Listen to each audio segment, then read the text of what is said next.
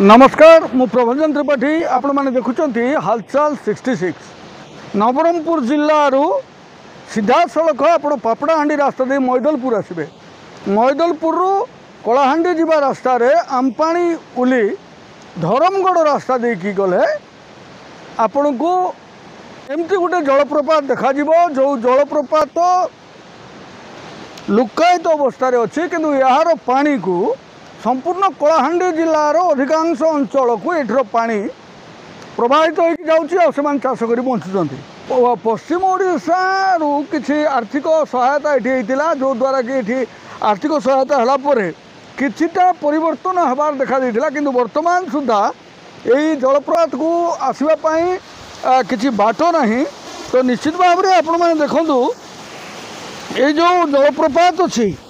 यही जलप्रपात दीर्घ कहीं क्यों वर्षर ये जलप्रपात अच्छी आपण मैंने देखुं कहीं क्यों वर्षर ये जलप्रपात अच्छी। ये जलप्रपात इतने सुंदर देखा जाउची ये हूँ कलाहांडी जिलार जलप्रपात करक बोली गोटे जगह अच्छी ये करक जगार ये करक जगार ये जलप्रपात अच्छी। तो निश्चित भाव में आम कलाहांडी प्रशासन को अनुरोध करुँ एमती जो जगह अच्छी जगह मान को जदि आम व्यावसायिक दृष्टिकोण को देखा गोटे पर्यटक स्थली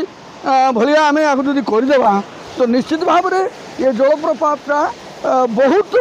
पैसा आदाय कर बहुत टंका आदाय कर आर्थिक संबल बढ़ ओडिशा तेणुक पर्यटक स्थल गणित करूँ आउ निश्चित भाव में आम आपको देखू बहुत कष्ट आम ये पहुँचलु उठा पड़ा जगह जो खाल ढेप पथर एरिया आपण मैंने देखुं ये जो जलप्रपात ओडिशार गोटे सुंदर परिवेशर सृष्टि करुवा जगह। तो मोहन चरण माझी को आम अनुरोध करुँ ये मोहन चरण माझी आपको दृष्टि की आणतु आउ निश्चित भाव में ये जो जलप्रपात अच्छी आपको राज्य स्तर में गोटे पर्यटन स्थली हिसाब से मान्यता दि जाऊ। प्रत्येक ओडिशार प्रत्येक एमती जगह अच्छी जो जगह मानक आज पर्यंत लोक जापारूना पदा को आणतु आउ निश्चित भाव में आपको गोटे सरकारी मान्यता दि जाऊ आर प्रति पैसा खर्च करा जाऊ। नमस्कार आपण मैंने देखुता हालचाल 66 मु प्रभंजन त्रिपाठी आपण मानकर सह सबु बेले सबु जगह।